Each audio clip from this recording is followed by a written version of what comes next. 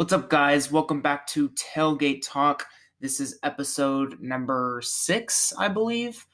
Sorry we weren't here last week. I had a lot of traveling to do. Went to Disneyland with my girlfriend beginning of the week, and then later in the week, I had to fly to Phoenix because my cousin was getting married. So, busy week. Didn't really have much time to record a podcast or anything, but we're here. We're back.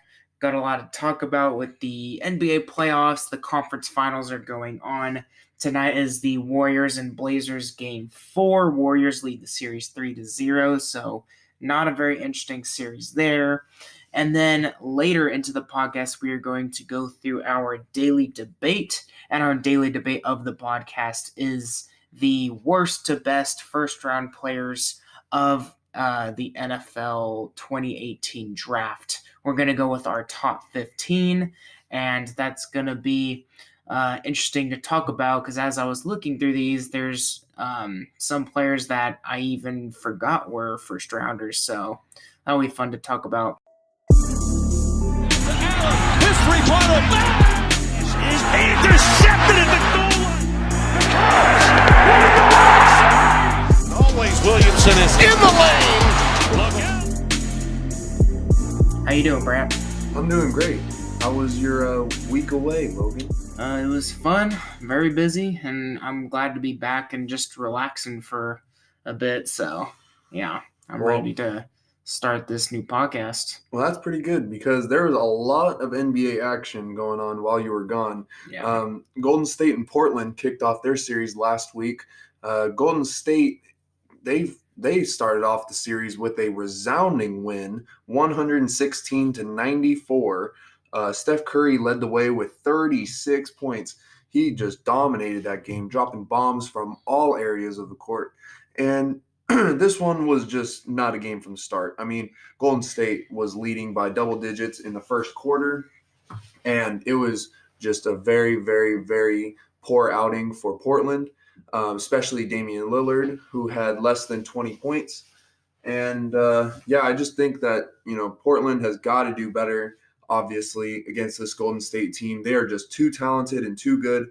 And without Kevin Durant, might I add, and it's looking to be a bloodbath right now. Yeah, what is it with the Warriors, getting all these wins without Kevin Durant? Is it something like he's doing that's affecting their performance? Well, I don't think that it's necessarily that. I mean, anytime that you have a team with Kevin Durant on it, you're obviously going to be better with Kevin Durant there. I think that this team is just a better team chemistry-wise without him. I mean, if you go back, 2 years ago when they didn't have Kevin Durant, they're pretty much the same core group of guys as they are now. It's Steph Curry, Klay Thompson, Sean Livingston, Andre Iguodala. The only people that really aren't there are, Andrew Bogut or maybe Harrison Barnes. But other than that, those 4 or 5 core group of guys are still there, and they do have good young pieces like Kevon Looney, Quinn Cook. They can come in and give their guys rests, and they're just good team players. And it's really, really helpful for a team like the Warriors and a coach like Steve Kerr, who the Warriors have such an open and flowing offense that they don't really need a guy like Kevin Durant. Yeah, now, obviously, because they're leading the conference finals 3-0. Exactly. And now, I mean, no, I'm not saying that the Warriors are better without Kevin Durant. It's just that they don't particularly need him, especially against a team like Portland that doesn't have that superstar. Damian Lillard is definitely an all-star, but he's not a superstar. I mean, he's just not at that level yet.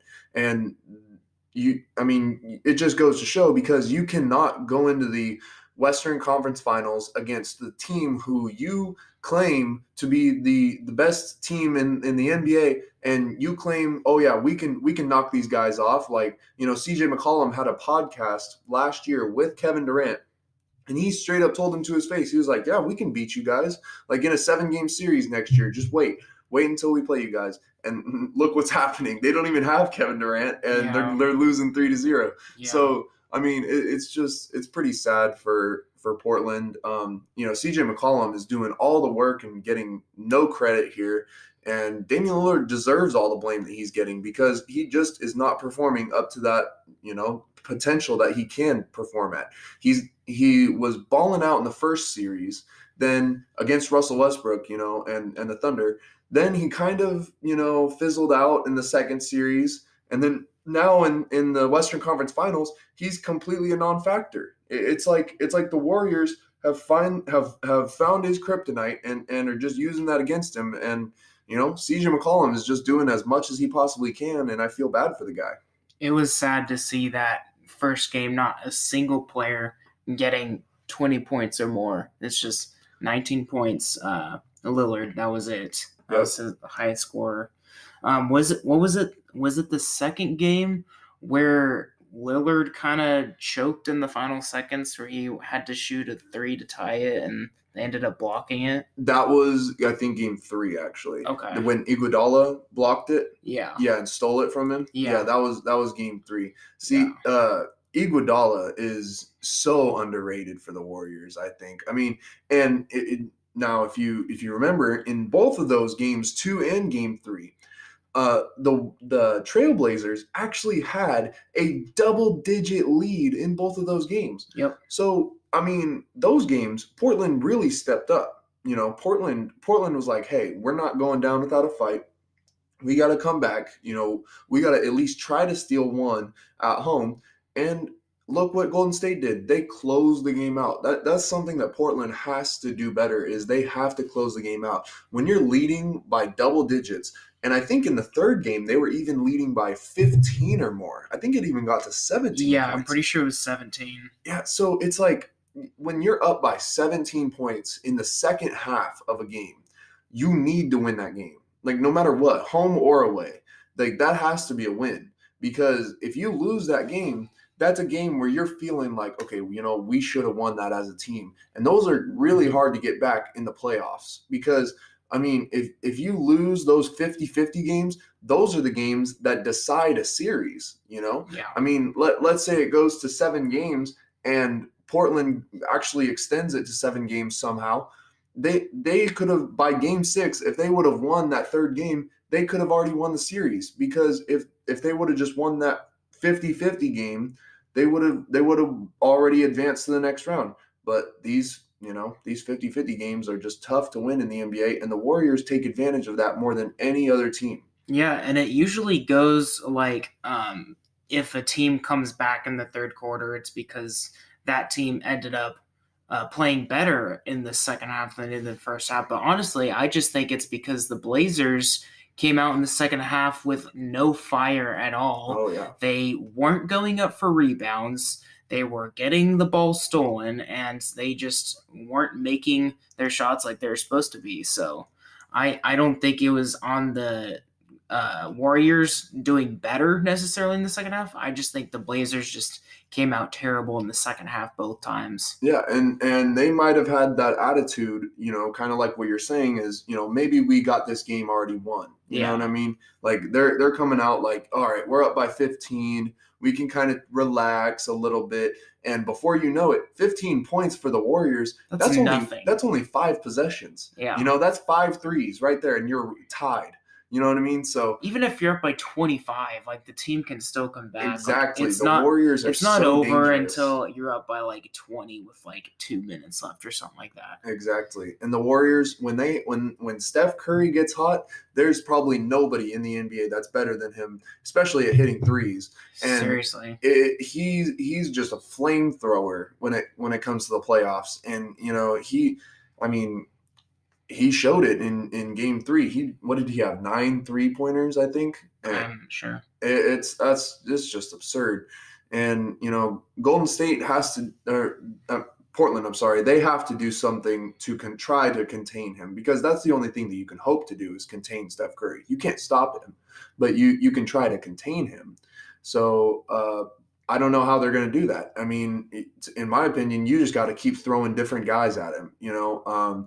What the Cavs did in the finals a few years back was when the Cavs actually came back and beat the Warriors 3-1, was they had Kyrie guarding him in the first half, And when Kyrie was out, they would just sub guys and just put different guys on him.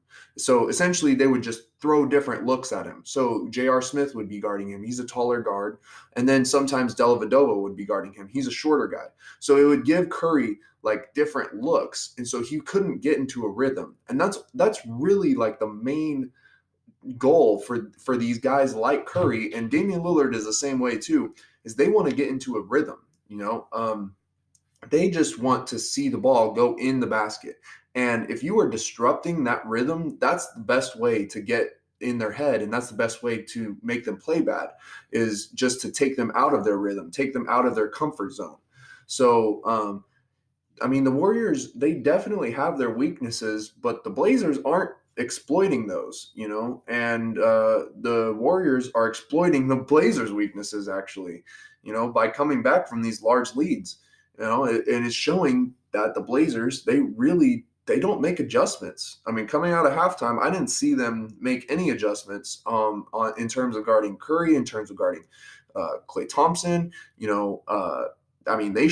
they definitely should have ratcheted up another notch defensively. If I'm their coach, I'm telling them, hey guys, we're up by 15 points. Let's put the gas pedal down and let's try to go for 25. You know what I mean? Like, we need to go for a bigger lead. We cannot let these guys, get a hold of us. You cannot have a big enough lead against the Warriors. Exactly.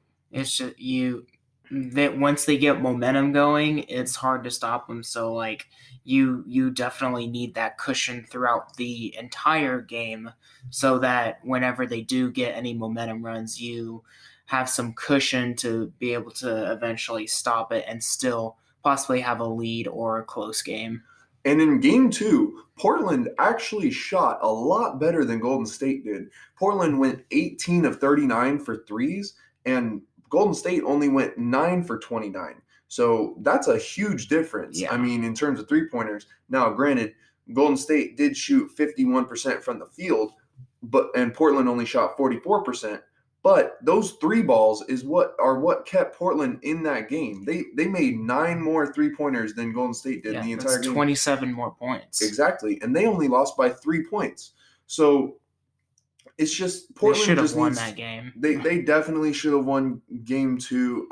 I think they should have won game 3 instead of, even more than game 2. I mean, both games Portland probably should have won. Like, let's be realistic. Both games, it should be 2-1 Portland right now. Yeah. I mean, honestly, but Golden State is just so good team-wise that they can figure out mid-game what your weakness is, and they will just attack that, and if they see Damian Lillard, he's not having a great game, or CJ McCollum, he's having a subpar shooting night, they're going to attack that, It might just have to do with fatigue too. Like we're deep into these playoffs, and the Blazers went to game 7 with the Nuggets, right? Yes. And the Nuggets, and did they go to game 7 in the first series? No, they went to 6 games against Okay, the so Thunder. like 6 games and then 7 games, and now they're in game 4 with the Warriors. They might just be fatigued, honestly, and that may be a big role. And Lillard, he plays pretty much the whole game, every game, so he's probably just tired out, to be honest. Yep. Yeah, and they probably just burned themselves out in the first half, They used all their energy in the first half, and then in the second half, when it comes to crunch time, the Warriors are fresh because they've been sweeping everybody. So they're just like, all right, let's get down to business, And the Warriors, they may have more energy in the second half. Like when I played football, I remember when I would first start out a game, I was actually kind of like a little tired and down. But once I got to like halftime, second half, I felt like way more pumped up than I did even the first half. So it may be the other way around for Warriors. Yep.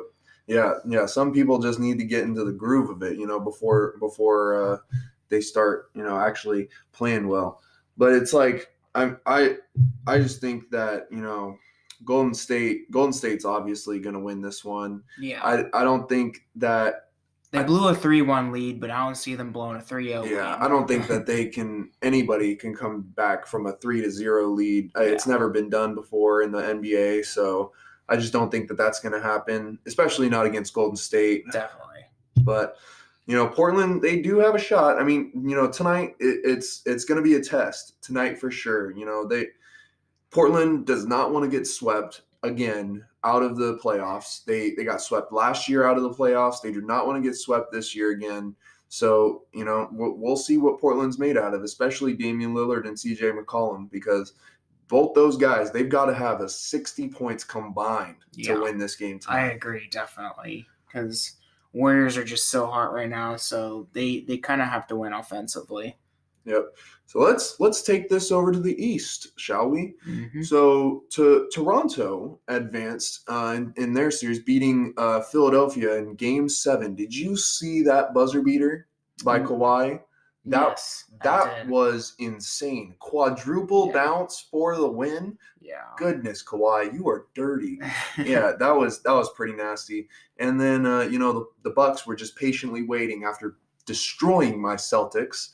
In 5 games, they were just waiting for whoever was going to win, and looks like how you were talking about the fatigue with the Trailblazers. It looks like the fatigue really got the Raptors in the first 2 games. Yeah, they got blown out in those first 2 games in Milwaukee, and it was not pretty.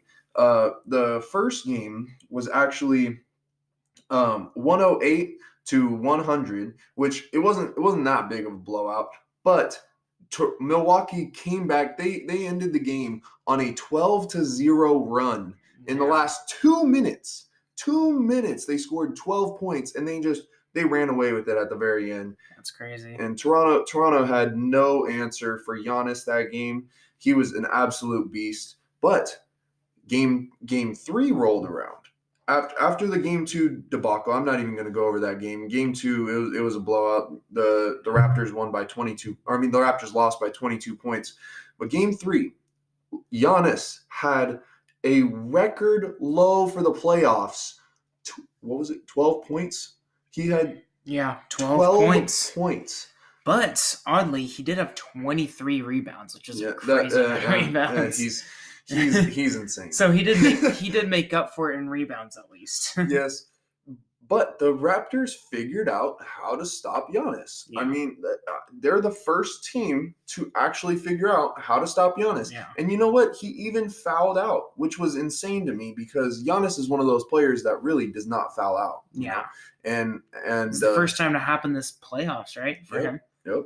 And he did not really look like he was, in his groove. I mean, Giannis isn't one of those guys like Curry where he needs to see the ball go in the basket, but he just did not look comfortable out there, during that game.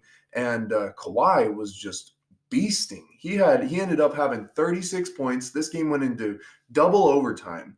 And boy, Kawhi had a dunk in that double overtime. Oh, it was nasty. Left-handed through the lane. It was who was that on? I have no clue. I think it was on Mirotic or Ilyasova or something. Yeah. But man, that was nasty. It was honestly best play of the game right there. It was sick. Yeah. And I'm not necessarily rooting for anyone this series, but I was kind of rooting for the Raptors just to make the series a little more interesting than 3-0. Yep.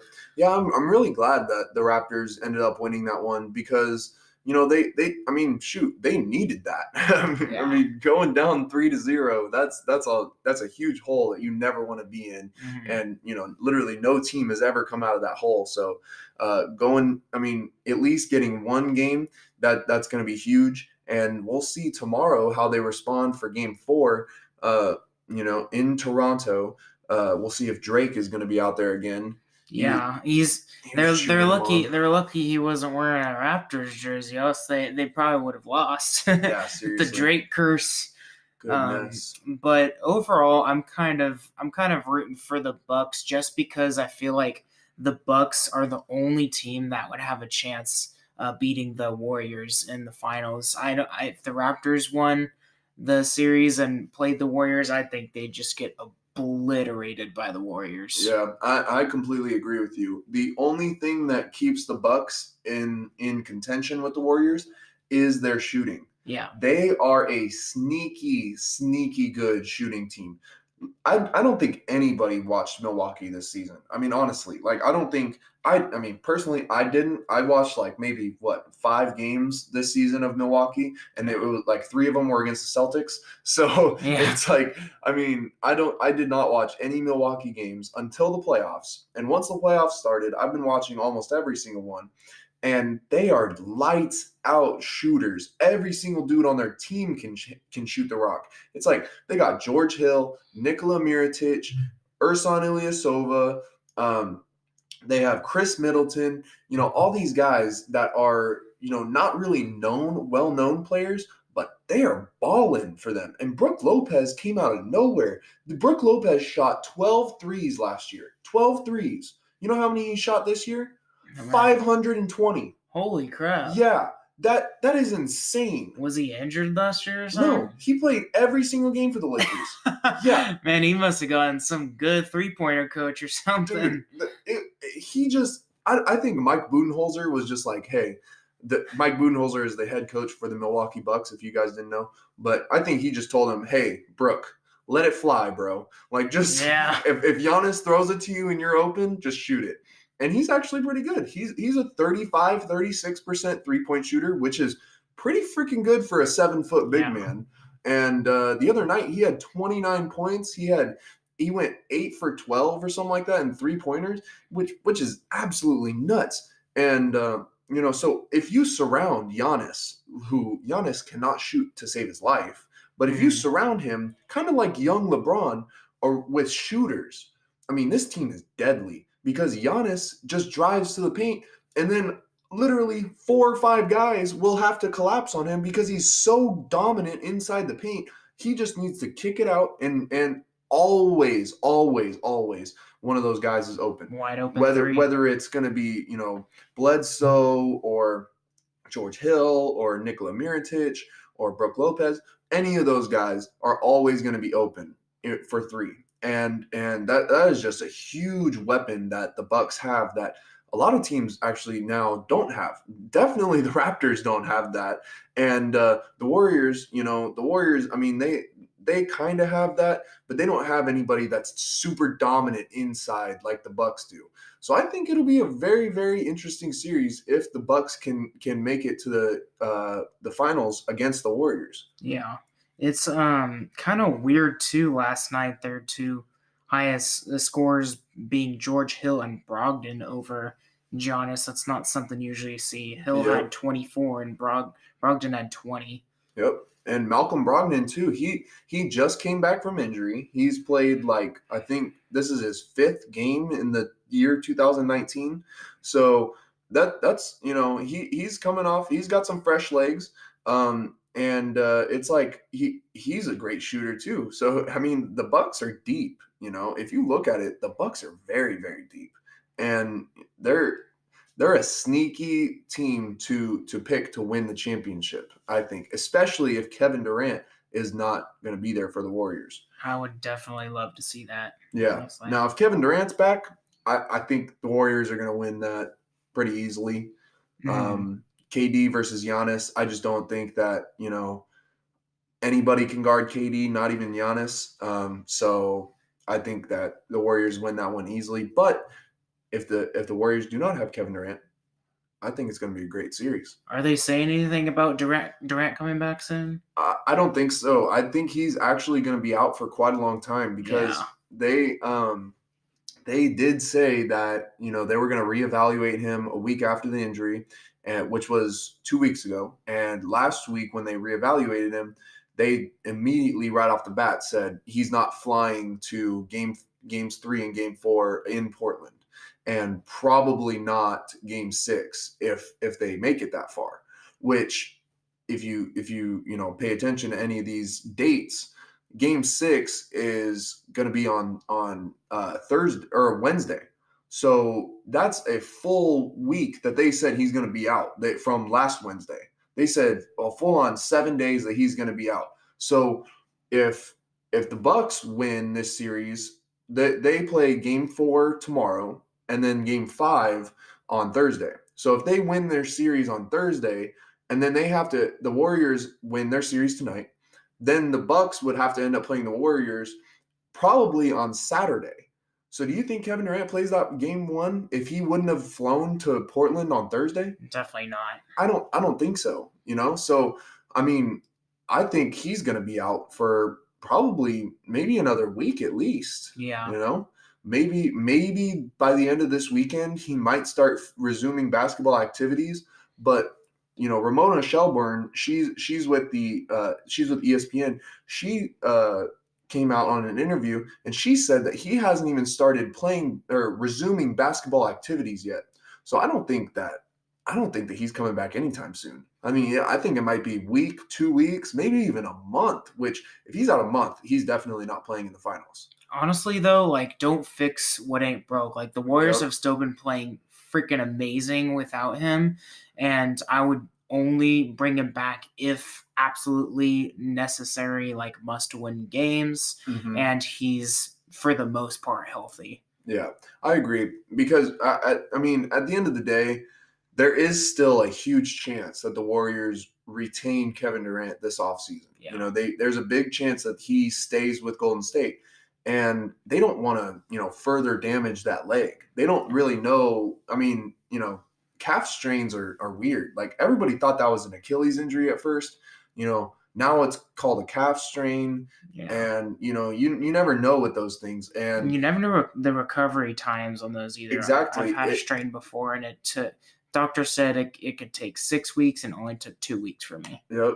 And it's a non-contact thing, so you don't really you don't want to rush that because it's obvious that there was some weak link in his muscle somewhere, because if it's a non-contact injury, then that's obvious that there's a weak link somewhere.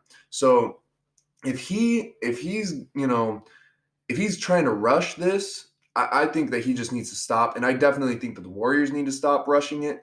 And I don't think they are rushing it necessarily, but even if they get to the finals, I don't think they need him necessarily to win the finals. Yeah.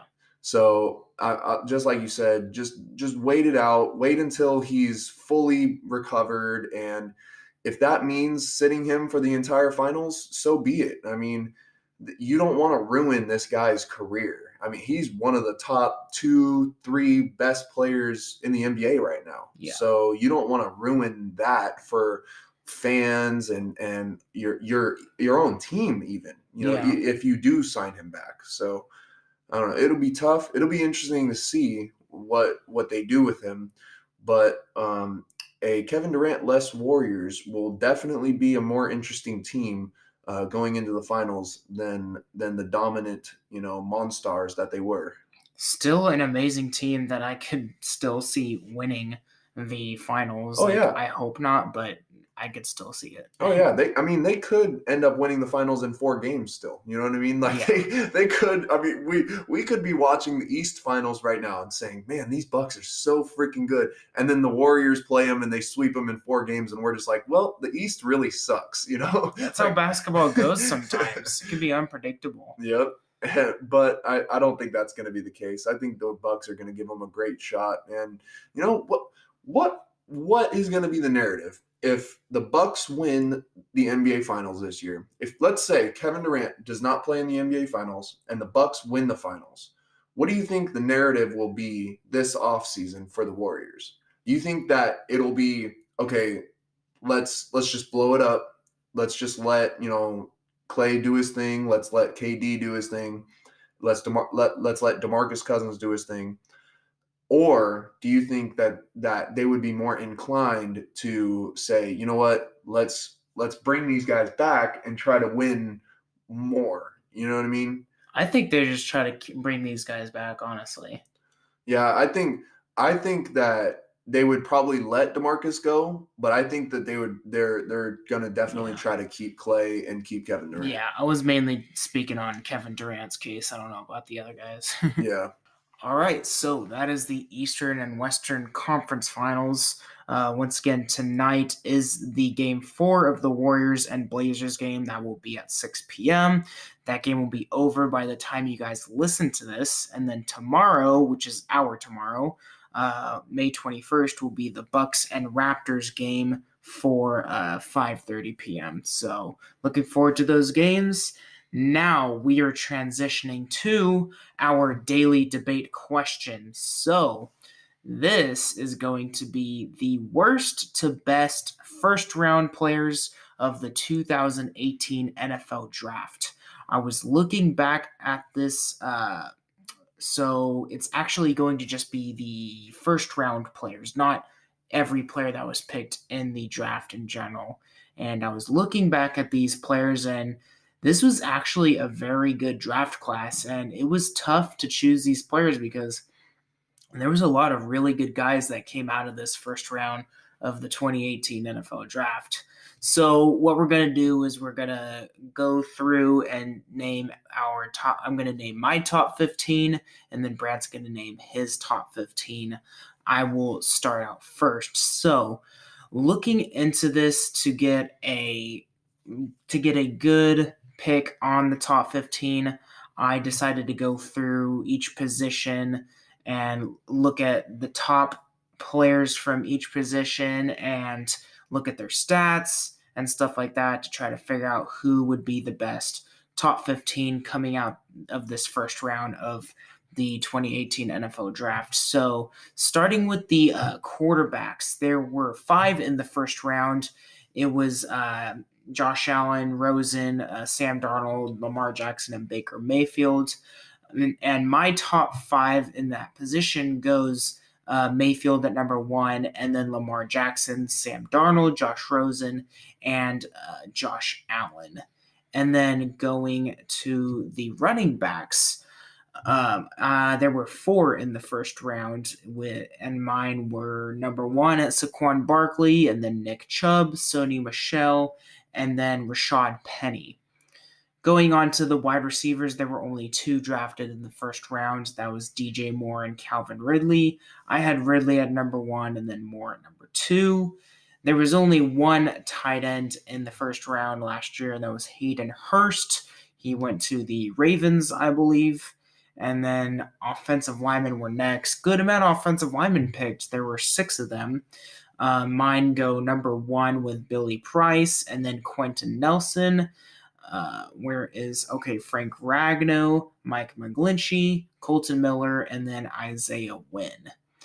Going on to the defensive tackles, there were 3 in the first round. Mine go number 1 with Daron Payne, number 2 with Vita Vea, and then number 3 with Taven Bryan. And then I combined the defensive ends and edges together. There was just Marcus Davenport and Tremaine Edmonds. Edmonds was my first. Davenport was my second. And then for the linebackers, there were 3 picked with Rashaan Evans, Leighton Vander Esch, and Raquan Smith. Vander Esch was my number 1, and then my number 2 was Raquan Smith, and then my number 3 was Rashaan Evans. And going on, combining the DBs and safeties, there were 6 of them, and mine goes number 1 at Derwin James, 2 was Minkah Fitzpatrick, 3 was Denzel Ward, 4 was Jair Alexander, 5 was Terrell Edmonds, the Steelers, and then 6 was Mike Hughes. So those were all my top players. And in order, the first round goes like this. It was the Browns at number 1. They picked Baker Mayfield. 2, the Giants picked Saquon Barkley. 3, the Jets picked Sam Darnold. 4, the Browns picked Denzel Ward. 5, the Broncos picked Bradley Chubb. 6, the Colts picked Quentin Nelson, offensive guard. Bills at 7, they picked Josh Allen. Bears at number 8, they picked Raquan Smith. The 49ers at 9, they picked Mike McGlinchey. 10 was Cardinals, they picked Josh Rosen. 11 was the Dolphins. They picked Minka Fitzpatrick. 12 was the Bucks. They picked Vita Vea. 13 was the Redskins. They picked Daron Payne. 14 was the Saints. They picked Marcus Davenport. The Raiders at 15 picked Colton Miller. The Bills were next with Tremaine Edmonds. The Chargers at 17 picked Derwin James. Packers at 18 picked Jared Alexander. 19, the Cowboys picked Leighton Vander Esch. 20, the Lions picked Frank Ragnow. 21, the Bengals picked Billy Price. 22, the Titans picked Rashaan Evans. 23, the Patriots picked Isaiah Wynn. 24, the Panthers picked DJ Moore. 25, the Ravens picked Hayden Hurst. 26, the Falcons picked Calvin Ridley. 27, the Seahawks picked Rashad Penny. 28, the Steelers picked Terrell Edmonds. 29, the Jaguars picked Taven Bryan. 30, the Vikings picked Mike Hughes. 31, the Patriots picked Sony Michel. And last but not least, the Ravens selected Lamar Jackson, quarterback. So that was the first round of the 2018 NFL Draft. Lots of good guys out of here. I'm now going to go with my top 15 of this NFL first round draft.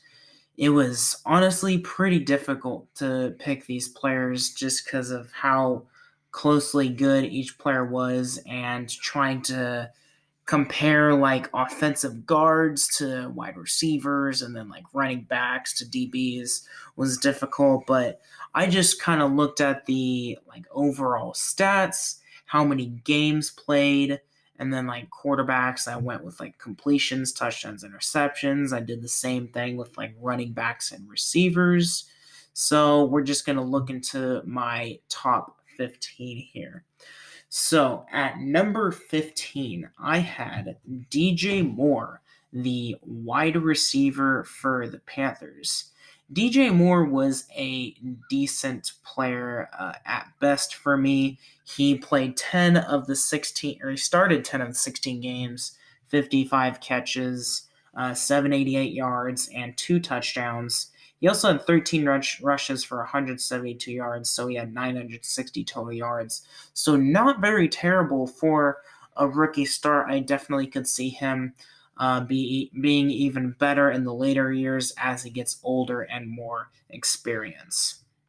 So number 14, we have Calvin Ridley, the receiver for the Falcons, and I liked watching this guy. He did pretty decent as well. He only started 5 of the 16 games, but I'm pretty sure he still played in most of them, had 64 catches, 848 total yards, and he had 10 touchdowns, which is a really good amount for a rookie. That's a good start your first year to get 10 touchdowns. That's the reason I put him above DJ Moore, is because he had 8 more total touchdowns than Moore.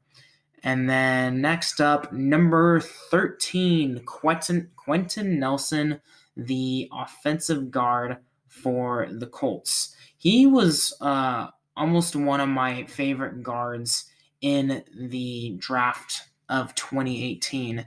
And the reason it was because he just was really good overall. He started all 16 games. He did have kind of high penalty amount. He had 8 penalties for 70 yards, but he only allowed 1 sack. So that's really good. That's what you're looking for. And especially with the Colts not really having the best offensive line, Quentin Nelson coming in was definitely a good pickup. Next up is another offensive lineman at number 12 was Billy Price from the Bengals. I think this guy was pretty good. I put him right above Quentin Nelson. Hang on, I'm looking for his name here. He was good because I just think he played all 16 games, and I'm trying to find his name, but I can't find it. I had a bunch of notes written down for him. Okay, here it is. So he started 10 games, and he only had 5 penalties for 35 yards. That's not that much at all. And only allowing 1 sack. So that's why I put him above Quentin Nelson. They both allowed 1 sack, but Billy Price had the less amount of penalties. So next up at number 11, we've got Quan Smith. He was the linebacker for the Bears. This guy was really good for them. He started 14 of their games, had 5 passes deflected. He had an interception, 5 sacks, 121 combined tackles, and 5 quarterback hits, 8 tackles for loss. This guy just had really good stats for a rookie, really big and fast, and I think he's going to be good for years to come. Next up, we've got Denzel Ward, the corner for the Browns. This guy was really phenomenal as a rookie. He started 12 games, had 3 interceptions, 11 pass deflections, 41 solo tackles. The only thing I say he can improve on is the amount of solo tackles, but other than that, I think he was overall pretty good for a rookie. Next up, we've got Minkah Fitzpatrick at number 9 for me. He's the corner for the Dolphins. I like this guy even better than Denzel Ward. He started 11 games and had 2 interceptions. One of them was taken back for a touchdown, 9 pass deflections, and 51 solo tackles. Number 8 for me was Sony Michel, the running back for the Patriots. This guy was pretty good. He started 8 games. He had 209 rushes for 931 yards and then 7 catches for 50. So he was only 19 total yards short for 1,000. And he also had 6 touchdowns, which is a pretty good amount. I don't think he was their only running back playing, so that's still a good amount he had. And then next up for me is number 7, Derwin James for the Chargers. This guy was good as well. He started all 16 games, had 3 interceptions, 3.5 sacks for a DB is really good, 75 solo tackles. So this guy's stats are off the charts. He's going to be really good for the Chargers in the later years. Next up, I've got Tremaine Edmonds, the edge rusher for the Bills. This guy is the brother of Terrell Edmonds. He from the Steelers. He also went to the same school as him. He started 15 games, had 2 interceptions, 12 pass deflections, 121 combined tackles, and 80 solo tackles. So a lot of good stats here, and this is honestly kind of the Bills' I can't think of the word right now, but the Bills do have a good defensive line usually, and it's good that he's coming into an atmosphere that has that. So I could see him doing really good in his career being with the Bills. Next up, I've got Bradley Chubb at number 5, the running back for the Broncos. Bradley Chubb was a good running back for the Broncos, and he started 9 games. He had 192 rushes and only 4 yards short of 1,000 at 996. Had 8 rushing touchdowns and also 2 receiving touchdowns. So a bit of a double threat running back there. He had 20 catches for 149 yards, and his total yards were 1,145. Really good stats. I like him being that double threat running back that he is. It's really hard to stop those kinds of running backs. Next up at number 4, I have Lamar Jackson, the quarterback for the Ravens. He was obviously good, or else he would not have replaced Joe Flacco, and it looks like he's going to be their starter for next season as well. He started 7 games, and his record in those 7 were 6-1. He had 99 completions out of 170. His completion percentage was 58.2. He had 1,201 yards, 6 touchdowns, and 3 interceptions. So now down to my number 3. So my third best player out of the 2018 first round draft was Baker Mayfield for the Browns. This guy came out even better than I expected him to be. 13 games started out of 14 played, record could have been better. It was 6-7, but let's look at his stats here. He had 310 completions out of 486, which is a 63.8 completion percentage. He had 3,725 yards, 27 touchdowns out of 14 interceptions. That's a pretty good ratio right there. But I do think he can improve a little. With this improved Browns team, the players that they've gotten this offseason, I can definitely see him having better stats than this one. I wouldn't be shocked if some of these stats even double than last year, and him starting probably 16 games out of the year. 2 left. I've got my number 2 player here, Leighton Vander Esch, the linebacker for the Cowboys. I can't stand the Cowboys, but this was one of my favorite players to watch out of last year. I honestly wanted him on the Steelers because he was so good. He started 11 games. He had 7 pass deflections, 2 interceptions, which is good for a linebacker. He had 140 combined tackles, 102 solo tackles. That's the main stat that stood out to me. That's a really good amount of tackles for a rookie linebacker. And then last but definitely not least, my number 1 player for this 2018 draft in the first round was Saquon Barkley, the running back for the Giants. Honestly, there's not really much to be said because everyone knows about this guy. He started every game, had 1,307 yards, 11 rushing touchdowns, 4 receiving touchdowns as well, so he's that double threat. He's honestly kind of a half-wide receiver too. He had 91 catches for 721 yards, so his total yards were 2,028 yards. Those are just insane stats for a rookie. And Saquon Barkley, if he keeps playing it like this, he's going to be a Pro Bowler and a future Hall of Famer. And hopefully either the Giants get good and he can win a Super Bowl, or he can just go to a team that will win the Super Bowl. So those are my top 15 players from the 2018 first round of the draft. And I believe Brent has his top 15 as well. I do, and most of them are pretty much the same. Like Logan said, this draft is pretty stacked. I'd say there's about 20 really, really good players, and then it kind of hit a cliff. And there was like 10 players that didn't even deserve to be in the first round. Mm-hmm. But I'm not going to bore you guys with the stats because Logan pretty much gave all the stats there. So I'll just give you guys my 15-1 real quick. So number 15, I have Jair Alexander for the Green Bay Packers. I thought he was a very good corner this year, very underrated. He did a lot of great things for the Packers, and nobody really talked about him because the Packers weren't that great this season.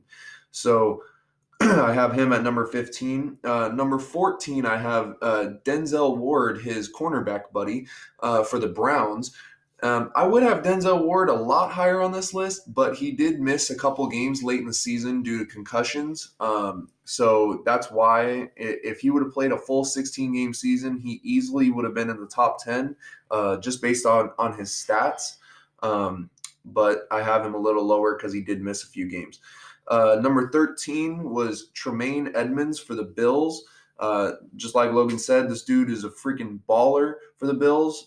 They picked him up in the middle of the first round, and they sure as hell needed a linebacker like him because he can play on the edge, he can play in the middle, and he was one of the few inside linebackers this season to get 100 solo tackles this year, so great for him. Number 12, another linebacker, was Roquan Smith for the Bears. Just like Denzel Ward, I would have him a lot higher on this list if he didn't miss some games due to injury. Roquan, I think, didn't start the first 4 games of the season because of an injury. But once he got put into that Bears defense, he flourished around Khalil Mack and all those guys. And man, that Bears defense is sure as hell stacked this year. I mean, they look scary. And then Roquan Smith coming in year 2, watch out for him. Number 11, I have Calvin Ridley for Atlanta. he was by far the best rookie wide receiver this year in this draft. He had 10 touchdowns this season, and he was just straight up balling. He is a great complement to Julio Jones, which the Falcons needed. And Matt Ryan, he just gets another guy to throw touchdowns to. So if the Falcons, if they can get their defense straightened out, they should be a pretty great team with the offensive weapons that they have around Matt Ryan. Number 10, I have Lamar Jackson. I love Lamar Jackson, but he's not a throwing quarterback. I mean, let's just get that out there. He does throw the ball, but he's by far like a running quarterback. I wouldn't even consider him in the same breath as Russell Wilson. I would consider him as more of like a Randall Cunningham or kind of like a Vince Young. Yeah, Vince Young, but more like Michael Vick. I'd say Vince Young and Michael Vick kind of combined. He's more of a thrower than Michael Vick, but he's more like I don't know. He's a lot fast. He's really fast like Michael Vick, but he turns the ball over a ton. So he's got to work on that.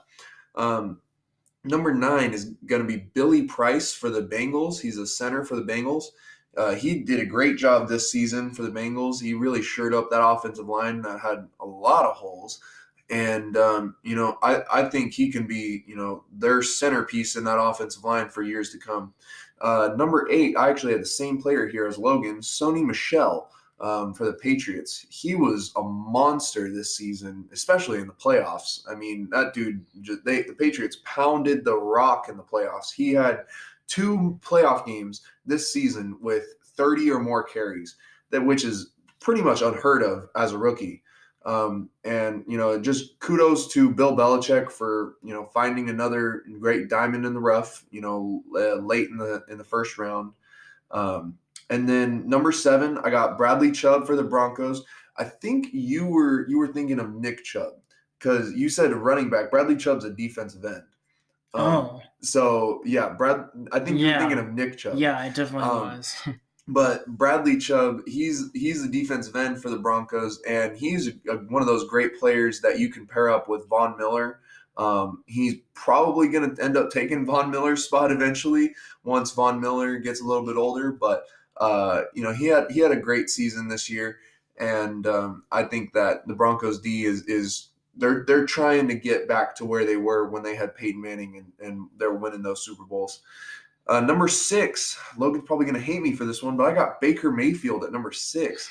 I love me some Baker Mayfield, but he didn't win that many games last year. And that's a reason why I have my guy off of this list, Sam Darnold. He didn't win any games last year either. So. Baker Mayfield, he was great, but I have him at number 6 just because I think he all of his best plays are in front of him. I don't think that he had he showed us a little bit of what he can do last year, but I think with this retooled Browns offense and with their new coaching staff and everything, I think they're gonna dominate this year offensively. And my top 5 from last year's draft we're going to round it out with number 5 at Minkah Fitzpatrick from Miami. He's a safety, and he went to Alabama, and this dude was a straight baller from day one. He had the most pass deflections out of any safety last year, and he was just, he was just a straight monster. I have number 4 as Leighton Vander Esch for Dallas. He also was a monster last year. Like Logan said, he had 102 solo tackles, which was insane, and he only started 11 games. So It's like 10 solo tackles a game. Exactly. That's insane. And especially for a rookie to just come in and be thrown into the fire and just straight ball out from day one like that. Like, good job for Leighton Vander Esch. Number 3, I have Derwin James of the LA Chargers. Derwin James was a Pro Bowler and an All-Pro last year. He was just an absolute beast, and I think that he's going to definitely be the defensive cornerstone for the LA Chargers for years to come. Him and Joey Bosa are just going to dominate on that defense. And I think the Chargers are going to be one of those teams that everybody's got to look out for this year. Number 2, I have my big guy, Quentin Nelson from the Colts. I just thought that Quentin Nelson was an absolute steal for the Colts. He seriously turned that offensive line around. If you looked at the year before that, the Colts offensive line was near dead last. They were literally bottom 5 in every single category: passing, rushing, play action, screenplays. And this year, they were top 5 in everything. Now, I'm not saying that's all because of Quentin Nelson, but he has a lot to do with it.